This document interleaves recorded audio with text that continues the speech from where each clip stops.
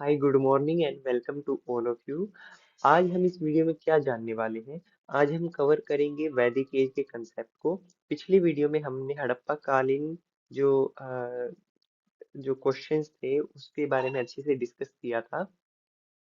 आज हम वैदिक काल के बारे में बात करेंगे। तो वैदिक काल के बारे में कुछ महत्वपूर्ण तथ्य आज जान लेते हैं और कल उसके बारे में फिर क्वेश्चन जो है पूछ लेंगे। तो पहला पॉइंट ये है कि वैदिक जो शब्द है वो वेद शब्द से लिया गया है। ये संस्कृत भाषा का शब्द है जिसका अर्थ है ज्ञान, विच मीन्स नॉलेज। ठीक है, which means knowledge. And second thing is that जो वैदिक सभ्यता थी वो सिंधु घाटी सभ्यता के बाद में अस्तित्व में आई थी। तीसरा पॉइंट है आर्य का अर्थ है महान या उच्च कुल। अब देखिए एक और बात सबसे इंपॉर्टेंट है कि जो वैदिक साहित्य है ये श्रुति साहित्य है। कौन सा साहित्य है? श्रुति साहित्य है। विच मीन्स दैट ये जो है एक जनरेशन से दूसरी जनरेशन में बोलकर जो है बताया जाता था। ठीक है, तो इस वजह से इसको श्रुति साहित्य बोला जाता है। ये जो हमारा वैदिक जो एज वाला जो टाइम है, ठीक है, इसको भी अभी डिस्प्यूटेड माना जाता है क्योंकि जो फर्स्ट जो एविडेंस है रिटर्न लैंग्वेज का वो में जो अभी तक डेसिफरेबल है वो अशोका टाइम्स की मानी जाती है।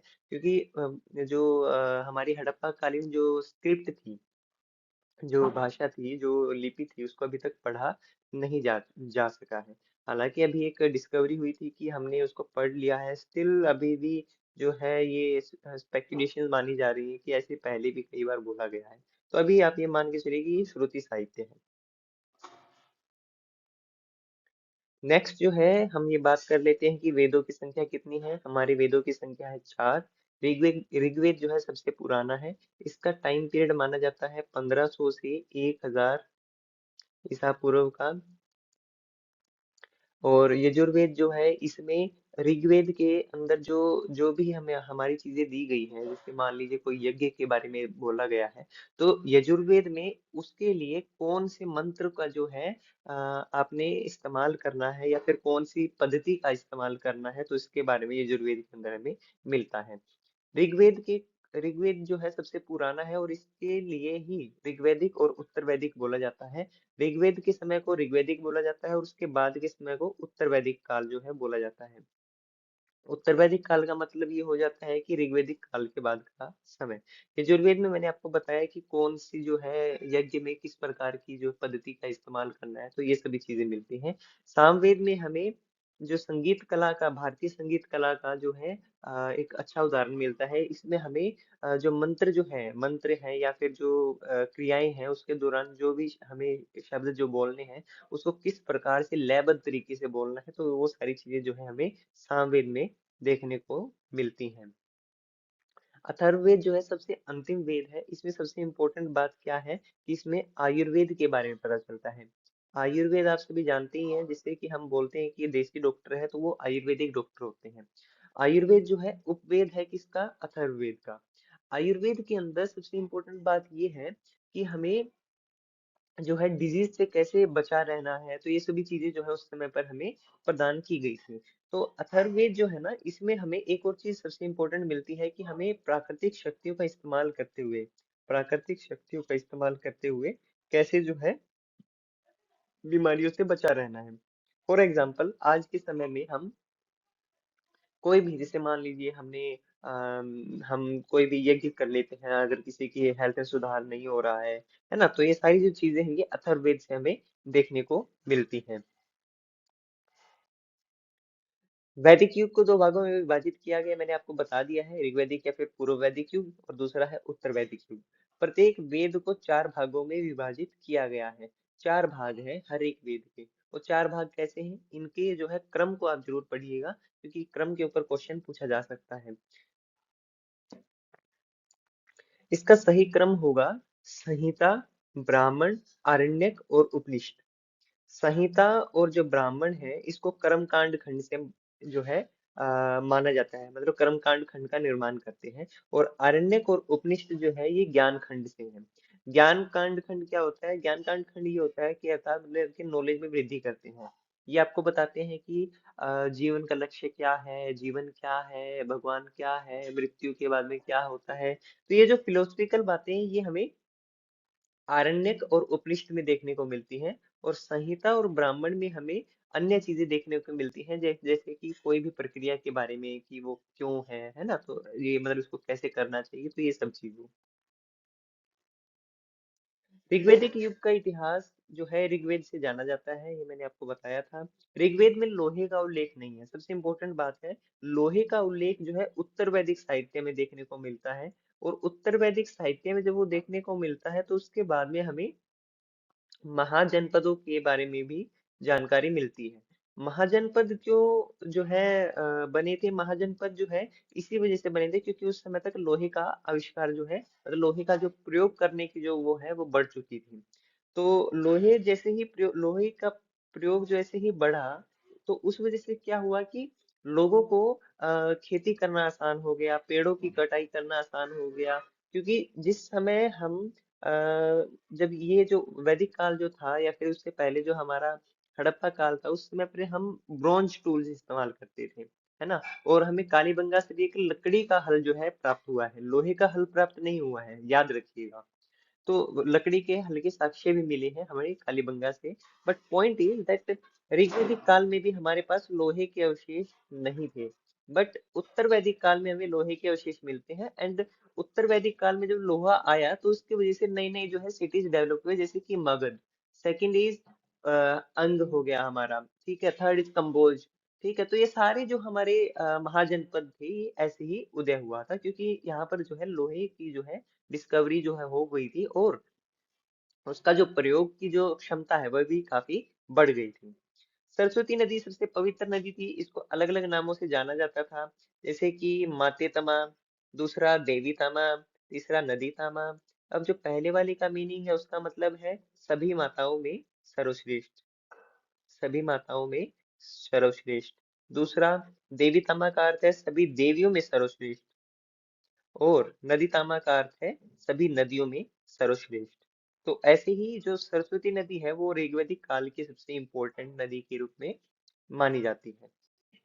अन्य महत्वपूर्ण पॉइंट्स के बारे में बात कर लेते हैं। पिछले पॉइंट में हमने सरस्वती नदी के बारे में पढ़ा था, अब हम बात कर लेते हैं सिंधु नदी के बारे में। इसको हिरण्य भी कहा जाता था। गायत्री मंत्र का उल्लेख तीसरे मंडल में किया गया है, इसे विश्वामित्र जी ने लिखा है। यह भगवान सवित्र या फिर सूर्य को समर्पित है। ऋग्वेद के पुरोहितों को होता कहा जाता था या फिर होत्री भी कहा जाता था, होत्र भी कहा जाता था। संस्कृत में यजुर्वेद का अर्थ है यज्ञ के सूत्रों का ज्ञान। ये मैंने बताया था आपको कि इसमें ऋग्वेद के श्लोकों का उपयोग करके विभिन्न अनुष्ठानों और यज्ञ को करने की क्रिया के वर्णन के बारे में गद्य में वर्णन किया गया है, मतलब उसको प्रक्रिया में कैसे लाना है ना। तो उसके बारे में जो जानकारी मिलती है वह हमें ऋग्वेद से मिलती है, वह हमें सॉरी यजुर्वेद से मिलती है, ऋग्वेद से नहीं मिलती है, ये यजुर्वेद से मिलती है।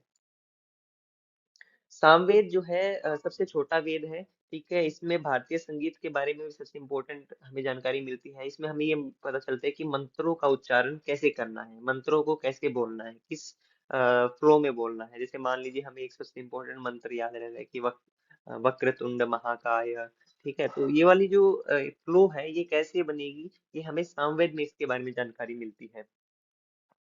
अथर्ववेद में मंत्रोच्चार करने वाले पुरोहित को ब्रह्मा कहा गया है। क्या कहा गया है, ब्रह्मा कहा गया है। अंग और मगध का सबसे पहला उल्लेख अथर्ववेद में मिलता है। अंग और मगध जो है ये क्या थे, ये महाजनपद थे। इसका इसका उल्लेख हमें कहाँ मिलता है, अथर्ववेद में। अथर्ववेद में क्यों मिलता है, क्योंकि ये उत्तर वैदिक साहित्य है ना, उत्तर वैदिक साहित्य है ये। जब उत्तर वैदिक साहित्य आ गया तो इसका टाइम पीरियड कितना हो गया, 1000 से 600, ठीक है, ईसा पूर्व का। और लगभग 800 से 600 के बीच में ही हमारे जो महाजनपद जो है इनका उदय होना स्टार्ट हो गया था। आयुर्वेद का अर्थ है जीवन का विज्ञान, और इसके बारे में हमें अथर्ववेद में ही जानकारी मिलती है। आयुर्वेद अथर्ववेद का उपवेद है, ये मैंने आपको बताया था। और जो गोपथ ब्राह्मण है वह अथर्ववेद से जुड़ा एकमात्र ब्राह्मण है। मैंने आपको पहले ही बताया था, संहिता बोलेगा, देन आपको बोलेगा ब्राह्मण, देन आपको बोलेगा कि उपनिषद, और फिर बोलेगा आपको अरण्य, क्या ये जो है सीक्वेंस ठीक है? जी नहीं, ये सीक्वेंस बिल्कुल गलत है। पहले आएगा आपका संहिता, फिर ब्राह्मण, और फिर आएगा आपका अरण्यक, और फिर आएगा आपका अरण्यक, और फिर आएगा आपका उपनिषद। तो ये जो है करेक्ट जो सीक्वेंस रहेगा, तो इसको आप जरूर पढ़िएगा। तो चलिए नेक्स्ट स्लाइड पे चलते हैं और जानते हैं अन्य फैक्ट्स के बारे में। तो जानिए पहले फैक्ट के बारे में दोबारा से, उपनिषद जो है कोई धार्मिक साहित्य नहीं है, ये फिलोसफिकल जो है बातें हमें बताता है। ये एक दर्शन का प्रतिनिधित्व करता है। जैसे कि मान लीजिए आपको बताया गया कि जो हम आज के समय में जैसे कि धन की जो लालसा रखते हैं, जिसको हम पोस्ट मॉडर्निज्म, जिसको आज हम लिटरेचर की लैंग्वेज में हम टर्म यूज करते हैं, तो वही जो चीजें हैं हमें उपनिषद में देखने को मिलती हैं। जब लोगों के पास उपनिषद क्यों बने थे, इसका जो महत्वपूर्ण पॉइंट ये है कि जब भोग विलास जो कल्चर जो है सोसाइटी में आने लगा था, तब जो है सच्चे ज्ञान की जो है खोज के बारे में जो हमारे जो महान जो लोग थे वो निकले थे। तो उसके बारे में उन्होंने खोज की कि जैसे मृत्यु के बाद में क्या होता है, जीवन का लक्ष्य क्या है, तो भगवान क्या है, परमात्मा क्या है। तो ये सारी जो चीजें हैं ये हमें उपनिषद में देखने को मिलती हैं। और जो हमारे बुद्ध जी थे और ये जो हमारे जैन जी थे, इन्होंने भी उपनिषद से ही कुछ ना कुछ ज्ञान लिया था, और उसके बाद में इन्होंने अपने मार्ग में जो है और ज्यादा सफलता प्राप्त की थी। मतलब क्या है कि देखिए नॉलेज कभी भी खराब नहीं होती है। आप नॉलेज रखिए, वो नॉलेज आपको कहीं ना कहीं हेल्प करेगी। तो इसी प्रकार से ये एग्जांपल हम यहाँ से ले सकते हैं। एक सिंपल मंत्रा है लाइफ का कि नॉलेज लीजिए और आगे बढ़िए। नॉलेज लेंगे तो आपको जो है जीवन में जो है प्रगति होगा, है ना। तो इसलिए नॉलेज रखना काफी जरूरी है। वेदों में मोक्ष शब्द का इस्तेमाल नहीं किया गया है। इसका सबसे पहले इस्तेमाल उपनिषद में किया गया है। उपनिषद मैंने आपको बता दिया है। सत्यमेव जयते एक संस्कृत शब्द है, जो कि किससे लिया गया है? मुंडको पनिष्ठ से लिया गया है। मुंडको पनिष्ठ से लिया गया है। इसका अर्थ है सत्य की ही जीत होती है, और इसको 26 नवंबर 1950 को ही भारतीय राष्ट्रीय आदर्श वाक्य के रूप में अपनाया गया था। वाक्य तमसो माँ ज्योतिर्गमय का उल्लेख मुख्य रूप से बृहदारण्यक उपनिषद में मिलता है। आप ये उपनिषद जरूर याद रखिएगा। मुंडकापनिषद में कौन से जो है वाक्य का इस्तेमाल मिलता है? ये मिलता है सत्यमेव जयते का। और बृहदारण्यक उपनिषद से हमें क्या मिलता है? तमसो माँ ज्योतिर्गमय का उल्लेख मिलता है। इस वाक्य का अर्थ है हमें अंधकार से प्रकाश की ओर ले चलो, या फिर हमें असत्य से सत्य की ओर ले चलो। नेक्स्ट जो है पुराणों के बारे में बात कर लेते हैं। टोटल 18 पुराण है, और श्रीमद् भागवतम को वैदिक साहित्य का मुकुट रत्न भी कहा जाता है। मत्स्य पुराण जो है ये हमारा सातवाहन से रिलेटेड है, जिसमें जो है हमें शासक जो है इस नाम से मिलते हैं, जैसे कि गौतम पुत्र सतकर्णी, यजपत। ठीक है, तो ये जो नाम है ये अपने माताओं का नाम अपने नाम के साथ में जोड़ते थे। हालांकि जो पावर थी वो पैतृक साइड से ही मिलती थी। दूसरा जो है हमारा विष्णु पुराण है, जो कि मौर्य साम्राज्य से रिलेटेड है। ठीक है, इसमें हमें मौर्यंस के बारे में जानकारी मिलती है। महाभारत को जो है जय या फिर जय संहिता के नाम से भी जाना जाता है। इसमें कुल 8800 श्लोक हैं। अब हम अन्य पॉइंट के बारे में जान लेते हैं। जैसे कि रामायण जो है वाल्मीकि जी के द्वारा लिखी गई थी। ठीक है, इसमें जो है 24,000 श्लोक हैं। और महाभारत को जो है ऋषि वेदव्यास जी ने लिखा था। अब आपको बोले कि महाभारत को किसने लिखा था? ऋषि वेदव्यास जी ने लिखा था। ठीक है, और महाभारत को किसने लिखा था? ऋषि वाल्मीकि जी ने लिखा था। ऋग्वेद के कई भजन जो है महिलाओं द्वारा रचित थे, जिन्हें ब्रह्मवादिनी कहा जाता था। ब्रह्मवादिनी का अर्थ है जो जो जो महिला जो संत होते थे, जिन्होंने जो है वैदिक साहित्य में कुछ ना कुछ जोड़ने का प्रयास किया है, जिन्होंने कुछ ना कुछ पद्धति जोड़ी है, कोई मंत्र जोड़ा है, या फिर जो भी जोड़ा है। ठीक है, कई सारे भजन जो है महिलाओं के द्वारा जोड़े गए हैं, उनको क्या बोला जाता था? ब्रह्मवादिनी। नाम याद रखिएगा। लोपामुद्रा, विश्वारा, सिक्ता, घोषा इत्यादि। और जो हमारी लोपामुद्रा माता जो थी वो अगस्त्य ऋषि की जो है पत्नी थी। और परिवार जो है किसी भी समाज की एक सबसे छोटी इकाई होता है, तो उस समय भी परिवार एक सबसे छोटी इकाई था। वैदिक देवताओं को तीन समूहों में वर्गीकृत किया गया है। आकाश के देवता, अंतरिक्ष के देवता और पृथ्वी के देवता। ठीक है। और इनके नाम इस प्रकार से है। आकाश के देवता थे हमारे वरुण, मित्र, सूर्य और विष्णु। अंतरिक्ष के देवता थे हमारे इंद्र, रुद्र आदि। और तीसरे थे हमारे पृथ्वी के देवता अग्नि, बृहस्पति और सोम। और आप एक और बात याद रखिएगा कि जो पूर्व वैदिक जो काल था, ठीक है, या फिर जिसको हम ऋग्वैदिक काल बोल देते हैं, उसमें जो है कुछ देवता जैसे कि अग्नि, ठीक है, या फिर अम, इंद्र, है ना, तो ये जो देवता थे ये काफी प्रमुखता से जो है इनके बारे में जो है बताया गया है। जबकि जो उत्तर वैदिक काल है उसमें हमें भगवान विष्णु, भगवान रुद्र, इस इनके बारे में जो है ज्यादा जानकारी मिलती है। तो अर्थात ये है कि इसका कहने का तात्पर्य तात्पर्य यह है कि हमें पूर्व वैदिक और उत्तर वैदिक काल में जो देवता है उनके नाम के बारे में भी थोड़ी सी डिफरेंस जो है देखने को मिलती है। ऋग्वेद में इंद्र को सबसे पावरफुल बताया गया है और इनको पुरंदर के नाम से भी बुलाया गया है, जिसका अर्थ है किलों का विनाशक। बुगाज कोई एक शिलालेख है, एशिया माइनर में मिलता है, तुर्की में। यहाँ पर हमें चार वैदिक देवताओं के बारे में उल्लेख मिलता है। इनका नाम है इंद्र, वरुण, मित्र और नासत्य। इंद्र, वरुण, मित्र और नासत्य। ठीक है। वैदिक काल में गाय को अगन्य माना जाता था, मतलब जिसकी जो है जो बहुत ही ज्यादा प्रेस्टिजियस है।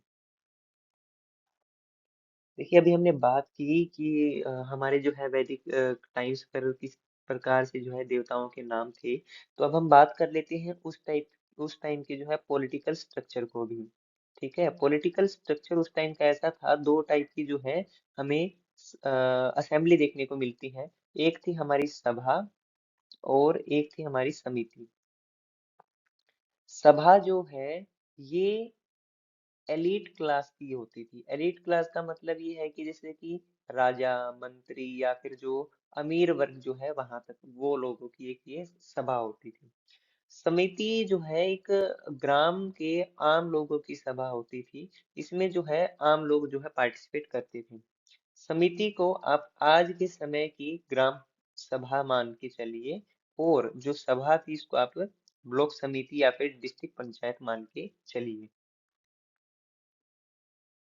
वैदिक एज में जो है कुछ देवताओं के नाम भी लिए गए, जो कुछ अन्य जो टर्म्स भी इस्तेमाल किए गए हैं, जैसे कि पुरोहित जो है एडवाइजर ऑफ किंग होता था। पुरोहित क्या करता था कि धर्म के बारे में शिक्षा देता था राजा को। सेनानी जो है हेड ऑफ द आर्मी होता था। ग्रामीणी हेड ऑफ विलेजेस होता था। महिषी वाइफ ऑफ किंग होती थी। सुत जो है wife of king head of chariot army होता था, होती थी। ठीक है। तो ये जो नाम है इनको आप एक बार देख लीजिएगा। ठीक है। और पालागल जो है मैसेंजर होते थे। अक्षवप जो है ये हमारे अकाउंटेंट होते थे। ठीक है। तो ये आप याद रखिएगा।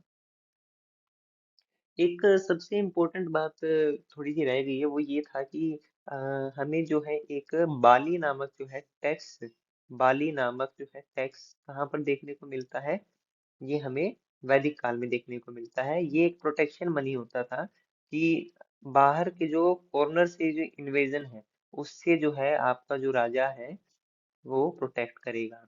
आपका राजा प्रोटेक्ट करेगा। सेकंड इज, जो हमें गोत्र के जो इंस्टीट्यूशन मिलते हैं, गोत्र के इंस्टीट्यूशन मिलते हैं, ये हमें उत्तर वैदिक साहित्य में, उत्तर वैदिक काल में देखने को मिलते हैं, उत्तर वैदिक काल में देखने को मिलते हैं। तो आज की इस वीडियो लेक्चर में इतना ही था। और कल जो है आप आपसे इसी वीडियो के बेसिस पे क्वेश्चंस पूछे जाएंगे। तो एक बार इस वीडियो को जरूर कर लीजिएगा, और इसके ऊपर जितने भी क्वेश्चन जो संभावित क्वेश्चन है उसके बारे में हम डिस्कस करेंगे। थोड़ा सा एक्सप्लेनेशन भी दिया जाएगा, बट एक्सप्लेनेशन के लिए ये वाली वीडियो जो है ज़्यादा देखिएगा। Thank you. और ऐसे ही जुड़े रहिए हमारे चैनल के साथ में। लाइक कीजिएगा, शेयर कीजिएगा, और सबसे इम्पोर्टेंट सब्सक्राइब तो जरूर कीजिएगा। Thank you.